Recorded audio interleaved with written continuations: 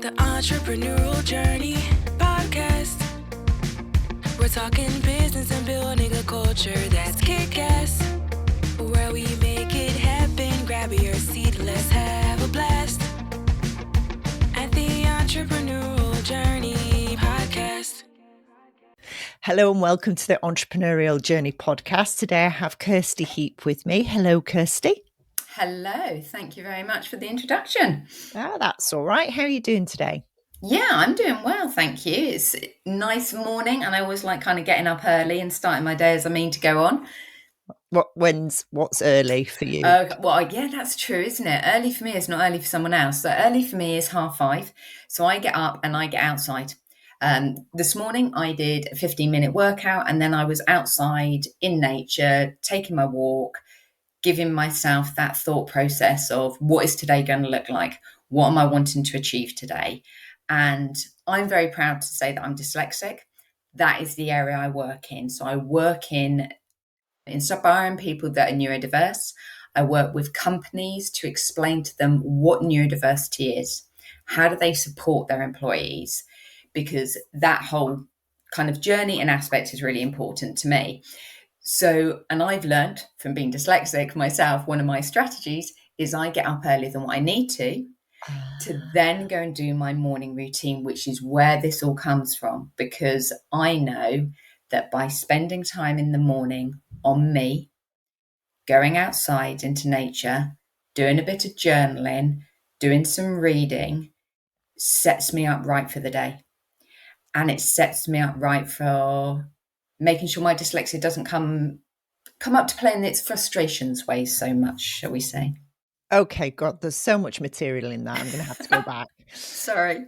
No, that's fine. That's really great because you've introduced yourself. So just for the uninitiated amongst us, and for me actually, I think I know what neurodiverse means, but I better check. What does it mean? What's your definition? So neurodiversity incorporates various different conditions. So it will incorporate things like dyslexia, ADHD, autism, Tourette's, Dyscalculia, which is linked to difficulties with maths, dysgraphia, which is when it comes to the shaping of letters. And there's probably another one that then my brain, because of being dyslexic, my working memory is always one, that I'm probably going to go, forgot that one. Dyspraxia, there you go. Dyspraxia as well. So it is an umbrella term for a range of difficulties or conditions. They are actually covered under the Equality Act. So my background is HR and operations management. So we do have the equality law there, which actually means because these are recognised as disabilities, that legally companies do have to make reasonable adjustments for them.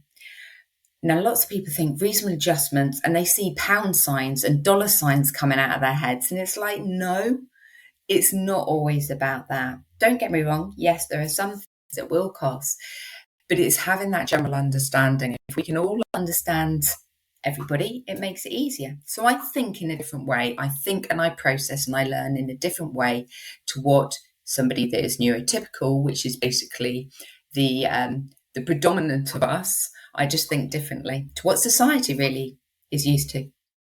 How does that show up then in your day-to-day work? In my day-to-day work, it will come up in various different ways. So one of my strengths of having this condition is I'm good at problem solving. Why? Uh-huh. Because I've encountered barriers throughout my daily life and continuously. So it will come up in the different way I will attack a problem. I refer to it as you come across a gate and you need to get to the other side. Most people may look at just undoing that gate and opening it. That's great. I'll look at the bars maybe and go, do you know, I can fit through that. Maybe I can go under it. Maybe I can go over it. Maybe I can actually just lift it off its hinges. There's different ways to get through a barrier and a problem. And that's where I will look at things. I will tackle things in a different way because not always the right way will work for me. I can't proofread. I cannot proofread at all. So for me being HR, and I was the senior management in the HR, I had to find another way around that because people were expecting me to proofread policies as the manager. No. So I needed to look at my department and go, do you know what? You really love proofreading. Awesome. Let's use your strength on that and I'll give you all of it. And it was really important because it will show up in the sense of when I say I can't proofread, let's give an example. I had to write a letter about mediation to two very senior members of staff. Now, I wrote mediation. Halfway through, I changed that word to medication. But I know. Can you imagine? Holy Maloney. I actually think medicating some leaders might be the way forward, to be honest. I love that because that's exactly what the person that proofread it for me actually said, because I spelt medication right. So it didn't come up on my spell check. Yeah. And when I read it, well, I'm talking about mediation. So why on earth would I have written medication? I read it as mediation. So getting somebody else to do it meant they were actually, and they said exactly that. They were like, oh, do you know, I think these two could actually do a bit of medication, but I don't think that's what we need. A sedative for some of them. Exactly. So that's a prime example how it shows up in my day-to-day life. I love that. I absolutely love that. Right. My dogs have started arguing now in the background. I'm going to pause and kick them out. Hang on. Right. Well, I've given the dog a bone, literally. So that's what we're doing. Okay. But no, he's back. You see the door went there. Yeah, I'm going to keep that in because I think that's quite funny. Right. Okay. So after you'd medicated the leaders, no, seriously, when did you get your diagnosis? So some will say I'm fortunate. I was diagnosed at 7 years old. So I've always known I'm dyslexic. Right. However, it was explained to me that I was going to struggle. I was going to struggle with English. I was going to find it difficult to read and write. I would need to think carefully about the career choice I did because of my dyslexia. It was like I was being given weights to attach to my ankles that I was going to have to drag around. Nobody explained to me the positives or the strengths that come from the conditions until I went and researched it in my 30s. Wow. So that was a massive kind of period of time where I felt really limited and I felt I couldn't do things. And it really, I describe it as it clipped my wings, massively clipped my wings. I'm so glad you said that because, I mean, it seems, everybody has a label now. I have a 14-year-old daughter and, everybody in her school's got a label. And actually, I see that in the kids is that they then limit themselves because they've been given this label. Now, I'm all for diagnosis to help support people, okay? Because that's really important that you understand if you think differently, work differently, you've got different abilities physically, emotionally, all those things. It's really important to understand that. The major issue I have with the way it's done in our society is exactly as you've described, is like you handed this label and you have to carry it around like a heavy weight. And actually, you're right. Some of the kids, one of her friends has had a diagnosis of ADHD. That meant he could read the Old Testament in 2 weeks and understand it and be able to discuss it with me. Yeah. And he's 14. There's some massive strengths here. It's huge. We all have strengths, and part of me, yes, I am dyslexic, and I'm very proud I'm dyslexic, but part of me would love to get rid of the labels and go, do you know what? Let's just look at everybody's strengths. Yeah. And let's work with them, because if we work with them, it creates happier people, happier environments, and it just... Yeah, because it was like, you, mister, need to be given piles of detailed written information and then be able to unpack it. You'd make a brilliant advocate or barrister, because that's exactly what then he's really articulate when he gets going and he's got really strong, powerful arguments, but he's given this and he's been put into a class of basically underachievers, and yet he's so bright. And then they wonder why he gets really angry at school. Like, I'm not surprised he's bored out of his brains. Give him Milton's Paradise Lost and he'll be happy. Exactly that. Let's just work to our strengths. And there Yeah. are companies that are starting to do it, and Yeah. they will start going, right. Do you know, I've got a client who is a very good at sales, phenomenal salesperson. In their words, they are not good at the admin that comes with it. Yeah. But that's okay because they've got somebody else in their department that's really good at that, but Yeah. isn't so good at that face-to-face sales. So they've joined team. She goes and does all the face-to-face. The other person does all the admin side. Yes. And they're storming it as a team. It's, Do you yeah. know, I think it's really simple. When you're out there in the world, and you're only 3 weeks into your business, aren't you, Kirsty? Yes, I I have am. to say Yeah. congratulations. What was the catalyst to going, "Stuff this, I'm going on my own"? I think it was the fact of I'd witnessed this, as I refer to it, people suffering in silence for too long. I Right. had suffered in silence. I hadn't been open with my employer because I felt I would be judged. I felt I would be maybe overlooked for promotion. And then I realized actually I needed to take that step forward and lead by example. So I started doing that. And the more I did that, the more I seemed to have people coming to me going, do you know what? I'm really glad you did that because I don't know what support I need. And that's what I realized was actually people don't know necessarily what support we need. I didn't know all of the support mechanism. It was only through trial and error that I worked things out. And then it was that case of, do you know what? That's the element of my life I really love. Being in senior management and I had probably about 5 departments I used to manage.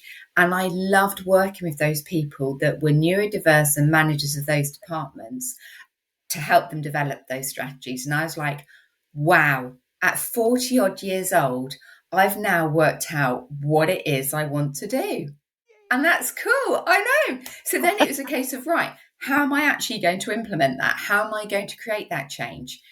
Am I capable of doing that because I'm dyslexic? And I was like, hell yeah, of course Of I am. course.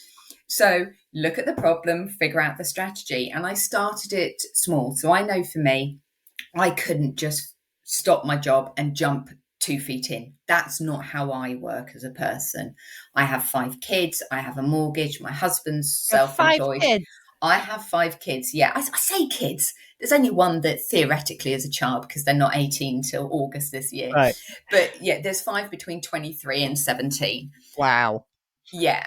And that's probably another story because we're a blended we're a blended family. God. So my husband, unfortunately, was widowed, and so we've always had the 5 kids the whole time, which has been great. But it's added another aspect onto there. One of them, my biological son, he's neurodiverse as well. He's dyslexic. We've got one with anxiety. So we've got various things there. And also, I want to be a good role model as a parent. That's what we want to be. And I needed it to be done in for me, a safe way. So that meant building up a bit of a kind of buffer. So then when I've made this jump, I know that actually my mortgage is covered for 6 months. It meant that I went from 5 days a week to 4 days a week in my other HR job to doing 4 days, 3 days to 3 days to let's just do it. And even when I handed my notice in, I said, right, for the last month of my notice, I need to be working 2 days a week. I'll take holiday every day. So it really helped and it eased me into it. And that's the way I did it. Oh, brilliant. Good for you. And who are your clients? Who do you have clients now or who will they be? Yeah. So what I also did was I started getting the clients from doing associate work. So Access to Work is a phenomenal government funded fund pot for people that are self-employed, which not everybody knows, as well as you're employed. And it helps people that are neurodiverse, that have conditions. So in the sense of, I have been able to get through Access to Work software that helps me. So speech recognition software, I've been able to get standing desks. I've been able to get laptops that help me. I've been able to get MindView software, coping strategies and workplace strategy coaching. So I started working with associate companies doing that form of coaching. I then am quite known on LinkedIn, so I go and get one-to-one clients through there. And I also have started doing speaker engagements. So public speak. So last weekend I was at the NEC speaking at the Dyslexia show about Wow. what workplace strategy coaching is. And that was something I really enjoyed. So I really want to develop that public speaking and explaining to people, what is neurodiversity? What does it really mean? And how, as an organization, can you tap into it? Make sure you're supporting your employees. Because I think we all know, when we've been employee in the company, if we feel valued and supported, we're happier. If we're Yeah. happier, we're more productive. If we're Yep. more productive, it helps the bottom line. It's nothing new. It's creating that safe space. And I think, especially at the moment after COVID, we saw so many people resign from corporate kind of roles. It's making sure people are really feeling valued now. Yeah. And the cost of retention of staff and recruiting staff, wow. Let's just redivert some of that budget, please, into actually helping our current employees. Yeah, no, it's well, our proposition at TriCrest is about building kick-ass cultures, and the idea of that is that you build cultures that people actively want to belong to and are more productive and add to the bottom line, and it happens to increase the value of businesses as well. Mm-hmm. Part of that is valuing difference and diversity of thinking. Now, I'm a huge advocate of diversity of thinking. And part of that mix is absolutely having people with neurodiversity, because you can't have diversity of thinking without it. And I think diversity of thinking creates better innovation, better sustainability, and better growth, because somebody in your team who, like you, who says, well, there's a gate, we need to go through it, will possibly come up with the new product or the new service that really transforms a business, or a new collaboration or whatever. And it's just a case of, in organize, it's a long time since I've been in corporate, but I do coach people in very senior roles in corporate, and there seems to be, I think they end up looking so inwardly that they forget there's a big world out there. Would you say that was accurate, or what's your take on it? Yeah, I do think they do. And I think it is. We need to kind of widen that view. And just like you said, the different thinking, I'm a very visual thinker. So I will spend a lot of time looking up to the sky, because that's where I think, that's where my processing area is. And I think it's amazing how I was speaking to someone that's dyslexic and an engineer. And he said for him, he can picture all of those small elements of putting together a car. That's the area he works in. And he'll be able to see the potential pitfalls before he's even put anything physically together. Yeah. And being able to do that is phenomenal. And I think with a lot of companies, they're wanting to look at different areas, different market sectors, and you've got to have that diverse workforce to enable you to actually get into that. And we've got to look at things differently. Yeah. And with 1 in 7 us being neurodiverse, you're going to have people in the organisation. It's about them feeling comfortable and safe to actually speak up. Now, do you consider yourself to be an entrepreneur now? I do. Good. Yes, I do. And even that word years ago was a bit like, oh, that's a big fancy word. I'm not one of them. But now, yes, I am. I am, because I've been able to do what I've wanted to do. I've been able to create it, and I've been able to shape it my way. Yeah. And I think that's the real magic and beauty of it, is this is going to be done my way. And that's okay. That's cool. I want it to be done my way, because I'm me. Yeah, you're in charge. You're the boss. I spent too many years thinking I wasn't good enough and I needed to change and be somebody else. And now I've realised that's wrong. I'm absolutely fine who I am. Is there more to come? Absolutely. Am I looking forward to who I can become and where my future is? Yeah, I am. Really excited about that. Oh, I'm so excited for you. I really am. I have a contact for you. Maria Franzoni is a great woman to get in touch with if you want to be a professional speaker and get professional speaker gigs. Okay. She helps speakers kind of shape they're offering and market themselves to agents.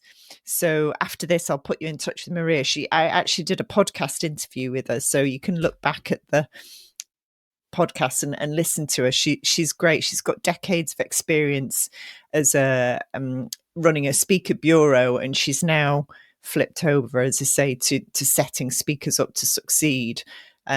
Great woman, really, really helpful. She's helping my brother and co-founder at the moment get an agent. So that's good. Oh, yeah, please send over, because politely, I can't spell that surname. So if you can send it over, that would be awesome. That would make it a lot easier for me to find.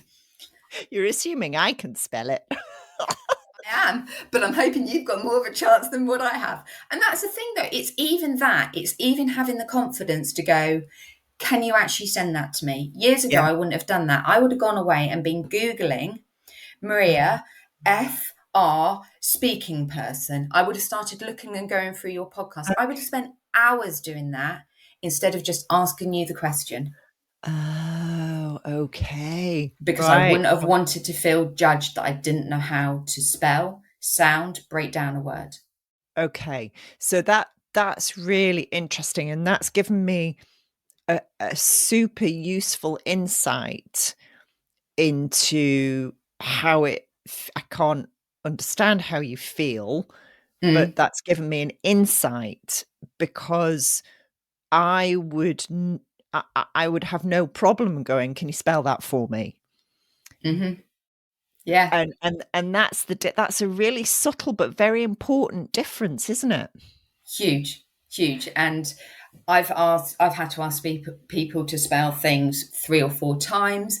And I do find that normally once or twice I can find. If I have to after the 3rd time, I feel like I have to put a caveat on there, go, I'm sorry, I'm dyslexic. And I'm like, why am I sorry? I'm not sorry.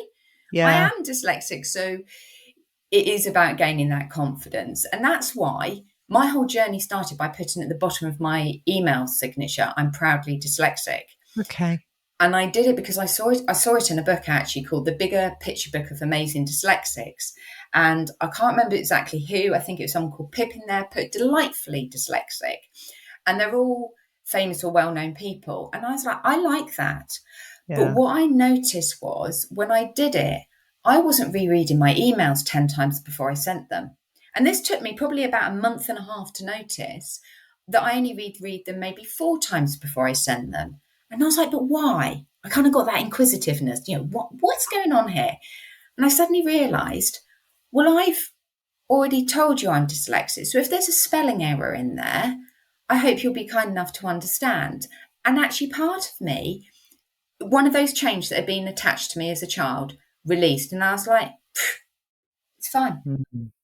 Yeah, I'm over it. It's cool. It's done. But I also found, it was brilliant. And do you know what was really good? Training company that I was inquiring about for doing, implementing some training for somebody else in one of the departments. They called me and they said, we noticed your email signature. Do we need to think differently about how we deliver your training? And I was like, bingo. Now we're talking. People are taking notice. They're starting to think differently. And I was like, that's really good. I'm really glad you've actually taken the time to call. Yeah, so that's it is great. Small things. It's that ripple effect. It's awareness. And it's awareness. Once you've got awareness, it's awareness of, right, well, we need to ask the person what they need. And it's as simple as that, rather than making assumptions. Absolutely. Because everybody's dyslexia is different. Yeah. I can't sound words out. So k'ata is k'ata. It's never going to be cat in my head. In my head, I'm going, why is it k'ata, not K-A-T? Yeah. Yeah, I've got a colleague that is dyslexic. They can sound words out and break them down. And that's the thing, is you cannot make assumptions because everybody's condition is different. We may have similarities, but you can't assume. Yeah, no, you just can't. So I was at a conference once, an entrepreneurial conference, and the speaker happened to be dyslexic. Mm-hmm. And they said, everybody in the room, put your hand up who's dyslexic. And these were all business owners, some of them like multi-billion pound business owners, some of them tiny business owners. And 60% of the room put their hand up. Yep. And it's really interesting that a lot of people with neurodiverse conditions leave school early, often because the traditional school system doesn't work. Well, let's face it doesn't work for 2/3 of people. It only works for about a Nope. third of people. And the rest just suffer it in silence. Very much so. Count the days before they can leave.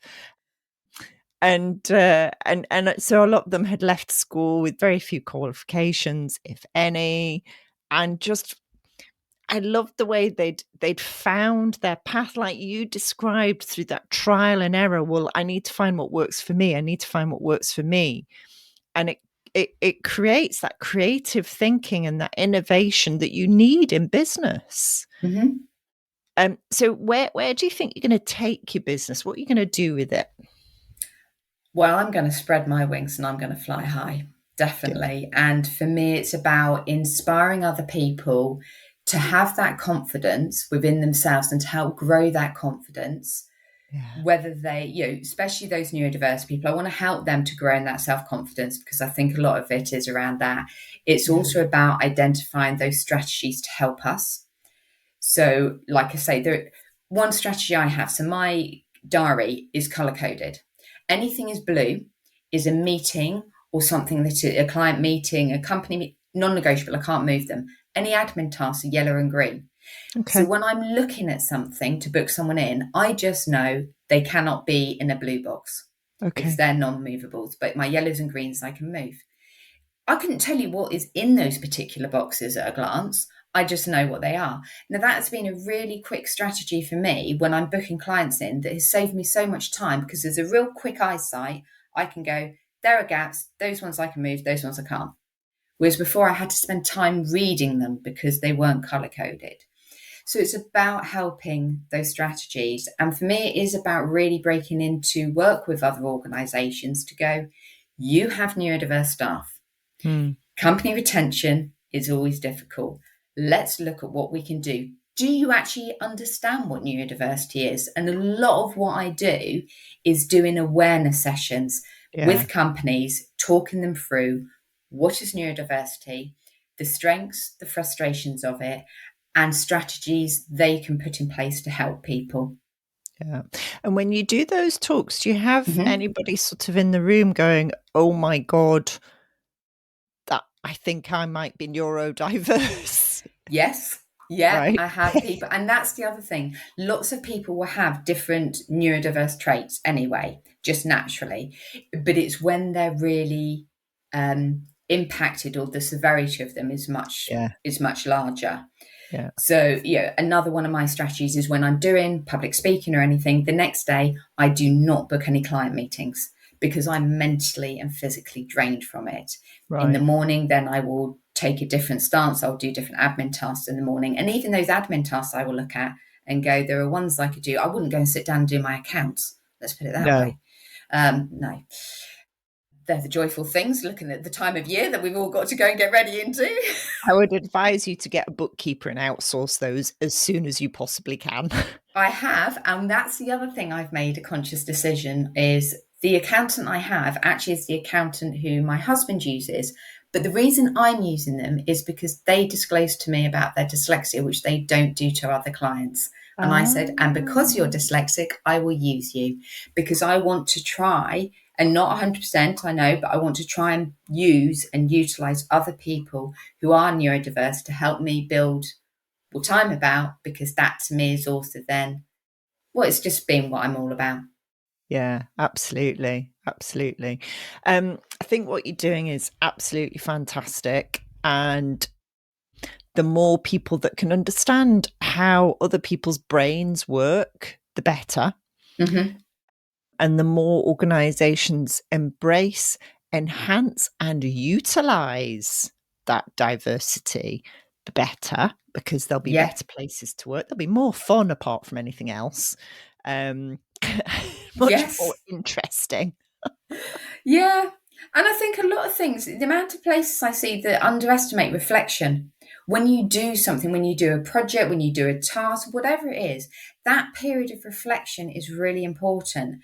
Yeah. And that's what I utilized before going self-employed, was when I was on that journey, I took time to reflect about what I was doing, what impact was it having? Was it having the right impact? How is it making me feel? Did I enjoy those feelings? All of those that then helped me along my way. And that for me is really important. By doing things like this, by the journaling, is me recording my journey to work out what is working for me on this journey of starting this business up. Yeah. Feelings. I talk to organizations and boards about feelings all the time. I give them the feeling warning before I talk to them about it, so they're prepared. And the reflection, it's one of the things that when I deliver leadership development, it is I give them the Gibbs reflective model. I don't know whether that's a model you've used, but it's widely used. And I'll send you a copy. Thank you. And I say to them, this is probably the single most important habit you can get into as a leader, is to reflect. Yep. And at first, I want you to reflect formally and sit down and write out your reflections using the model. And then you'll get into the habit, and then it'll just happen naturally. Probably happens on your walks, does it? When you... Yeah. A lot of kind of reflection on my walks and journaling. The reflections come out, and hey, they come out any place, in the shower. Why is it I have ideas in the shower and things like that? But it is that period of time reflection. Yoga, when I'm doing yoga, that will be another time where I kind of really spend time grounding. I can't reflect when I'm doing yoga. I'm too busy trying to do a chaturanga or... I was really impressed last night. I think it's called a half locust I did. And I was like, oh my goodness, I actually balanced. Balanced. I didn't do the crow. I was watching I was at a class and I was watching them in amazement going, how do people balance like this? And then inside I was going, that's a goal. We'll work up to it one day. Yeah. I'm still working on that. I can do a headstand. There you go. See, I don't think I can do that. You know what's going to happen now after this? I'm going to go and try and see if I can do a headstand. Please don't. Please don't do that. I don't want to be responsible for any neck injuries. I remember practicing for one a little while ago. So I know a couple of years ago I could, because I actually videoed myself doing it to send it to my kids and go, look what mum can do. Oh, that's quite brave. It's quite brave. Okay, so if your business had a personality or a character, Kirsty, how would you describe it? Wow, that's a good one, isn't it? It would be bubbly, for sure. There would be lots of different strands, because in my head has lots of different strands. And that's exactly it. For me, it's a plait, because my strengths are plaited together with my frustration. And that is exactly what my business is. It's a plait of the different elements that I will bring.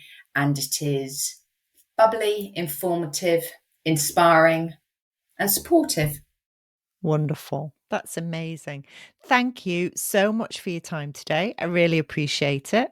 I will not be getting up at 5:30 because I discovered that does not work for me. I'm definitely a 7 a.m. person. And that's beautiful, because we're all beautifully unique. Exactly. Wonderful. Best of luck, Kirsty. Thank you. Thank you. The Entrepreneurial Journey Podcast. We're talking business and building a culture that's kick-ass. Where we make it happen. Grab your seat, let's have a blast. At the Entrepreneurial Journey.